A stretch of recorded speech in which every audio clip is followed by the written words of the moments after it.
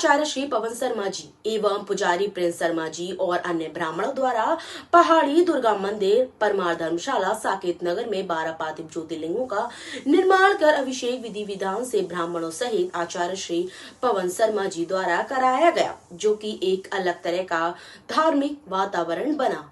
और जो लोग 12 ज्योतिर्लिंग किसी कारणवश नहीं जा पाए, उनको एक ही जगह 12 ज्योतिर्लिंगों के दर्शन का लाभ मिला और पूजा कर आशीर्वाद प्राप्त किया। अभिषेक में 51 जोड़े जो दूर दूर से पधारे थे। परमार मंदिर समिति के अध्यक्ष श्री महेंद्र सिंह परमार, पूर्व पार्षद श्री भगवान सिंह परमार, श्री चंद्रेश परमार, श्री कुबेर सिंह परमार, श्री शुक्ला जी सहित बड़ी संख्या में भोले भक्तों ने इस पावन श्रावण मास में भोले का अभिषेक कर अपने जीवन को धन्य किया। बड़ी संख्या में माताएं बच्चे अभिषेक में उपस्थित में रहे। उक्त जानकारी श्री रामविलास चाले गुर्जर प्रदेश अध्यक्ष श्री बाबा अमरनाथ सेवा समिति द्वारा दी गई और इस पुण्य कार्य की बहुत बहुत प्रशंसा कर आचार्य जी को धन्यवाद दिया।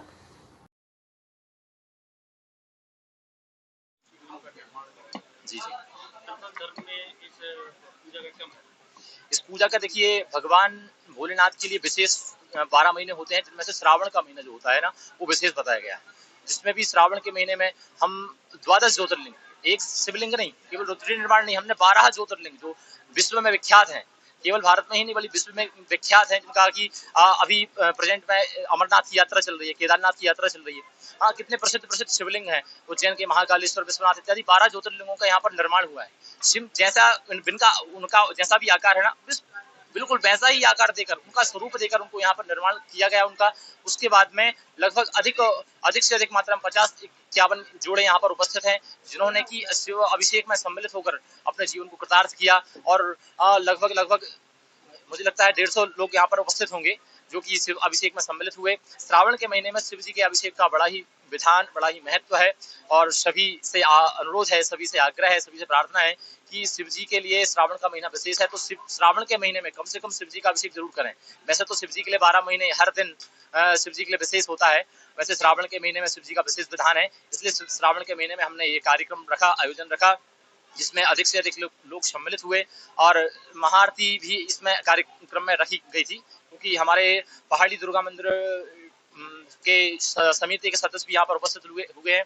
हमारा लगभग ये कहते हैं कि लगभग 70 साल पुराना यहाँ पर मंदिर है। पहाड़ी वाली मैया का कई चमत्कार यहाँ से होते हैं। एम्स के कई लोग ऐसे आते हैं कि वेंटिलेटर पे लोग होते हैं, लेकिन भगवती की ऐसी कृपा है कि भगवती के आशीर्वाद से, पहाड़ी वाली मैया के आशीर्वाद से वो बिल्कुल स्वस्थ हो जाते हैं। कई लोग वापस आते हैं यहाँ पर। पंडित जी, हमारी माता जी स्वस्थ थी, डॉक्टरों ने बिल्कुल मना कर दिया था और माता रानी की कृपा से, माता रानी के आशीर्वाद से वो स्वस्थ हो गए।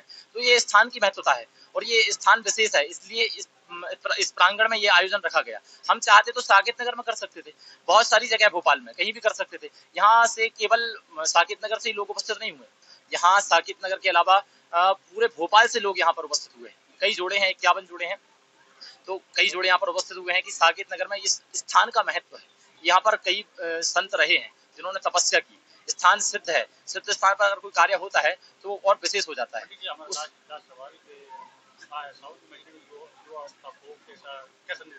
युवा अवस्था को बस मैं यही संदेश देना चाहता हूँ। आजकल के कुछ युवा, देखिए बुरा ना माने, कुछ युवा अपना स्वरूप बना लेते हैं, महाकाल करते हैं, है ना।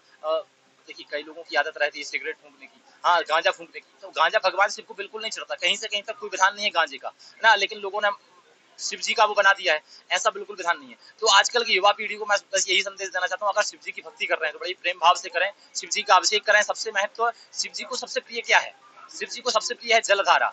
हाँ, जलधारा सबसे प्रिय है। जलधारा शिव प्रिय और श्रृंगार कृष्ण प्रिय। भगवान श्री कृष्ण को श्रृंगार प्रिय है, तो श्रृंगार से भगवान कृष्ण प्रसन्न होते हैं, उसी प्रकार जलधारा से भगवान भोलेनाथ प्रसन्न होते हैं। इसीलिए हमने श्रावण मास में अब रुद्राभिषेक होता है, रुद्राभिषेक का आयोजन रखा गया, जिसमें कि सभी लोग सम्मिलित हुए। हमारे समिति के परमार समाज के ताल क्षेत्र के सभी लोग सम्मिलित हुए और भी भक्तगण कई लोग यहाँ पर उपस्थित हुए हैं। सबने यहाँ पर अभिषेक में सम्मिलित होकर अपने जीवन को कृतार्थ किया और इन्हीं शुभकामनाओं के साथ भगवान से बस यही प्रार्थना करते हैं कि सभी लोग अधिक से अधिक संख्या में भगवान भोलेनाथ का अभिषेक करें, पूजन करें, श्रावण के महीने का लाभ लें। बोले शिव शंकर भगवान की जय।